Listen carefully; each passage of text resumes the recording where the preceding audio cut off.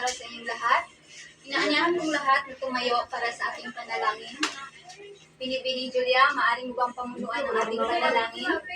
Amen. Amen. Bago kayo magsiupo, pulutin muna ninyo ang mga kalat na nandyan sa inyong upuan at ayusin ang inyong mga upuan. Ang tatalakayin natin ngayong araw ay tungkol sa maikling kwento. Sino sa inyo dito ang may alam kung ano ang maikling kwento? Binibining Jessica? Magaling, palakpakan natin si Binibining Jessica. Ang maikling kwento ay isang maikling salaysay hinggil sa isang mahalagang pangyayaring kinasasangkutan ng isa o ilang tauhan at may isang kakintalan o impresyon lamang. May tatlong elemento ang maikling kwento. Una ay ang tauhan.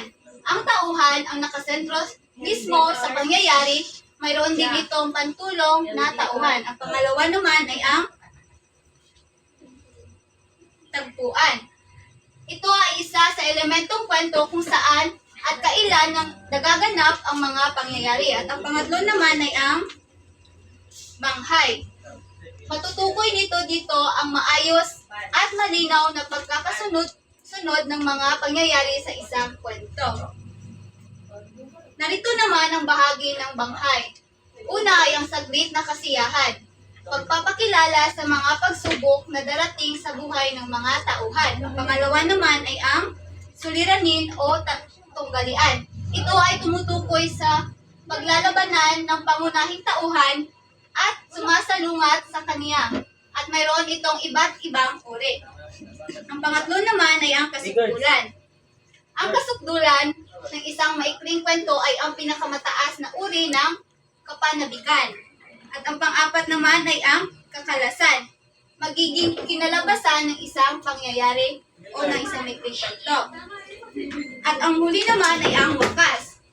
Dito malalaman kung malungkot o masaya ang nangyari sa mga tauhan ng maikling kwento. Ito rin ay ang resolusyon ng isang kwento. Naintindihan niyo ba ang bahagi ng okay? Ngayon, para sa ating aktibidad, may babasahin akong kwento na pinamagatang ang Reynang Matapat. Makinig kayong mabuti dahil pangkatang gawain ito. Babasahin ko ito at para masimulan ninyo ang inyong gawain. Ang Reynang Matapat. Si Reyna Sima ay isa sa mga reyna na namumuno ng isang kaharian sa ating kapuluan. Mula noon, lalong nakilala ang kaharian ni Reyna Sima dahil sa kahigpitan nito sa pagpapatupad ng kautusan tungkol sa katapatan. Ngayong tapos ko nang basahin ang kwento, narito ang mga pangkatang gawain na inyong gagawin. Ang sa unang grupo ay bago yan, papangkatin ko muna kayo sa tatlong grupo. Ito ang unang pangkat, pangalawang pangkat, at ikatlong pangkat.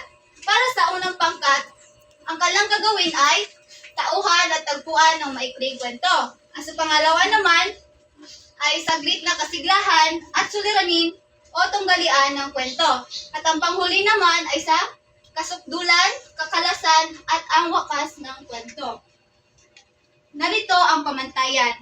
Nilalaman, 10 puntos. Presentasyon, 5 puntos. Kooperasyon, 5 puntos. Kabuuan, 20 points. Para sa presentasyon, magsimula tayo sa ikatlong pangkat. Magaling, palakpakan natin ang ikatlong pangkat. Sa ikalawang pangkat naman, magaling, palakpakan natin ang ikalawang pangkat. At sa huling pangkat ay ang unang pangkat. Palakpakan natin ang unang pangkat. Ngayon, tapos na tayo sa presentasyon.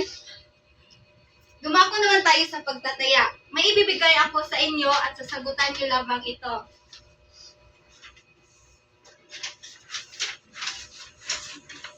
Tapos na ba ang lahat? Maaari nyo nang ipasa.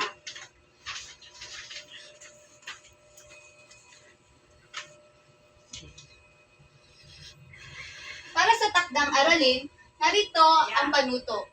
Magsaliksik o hanapin sa internet ang mga definisyon ng mga sumusunod na susing salita at ilagay ito sa isang buong papel. Narito ang 7 mga definasyon na kailangan nyo hanapin sa internet. Naintindihan nyo ba? Kung ganon, maaari na kayong tumayo at umuwi. Maraming salamat.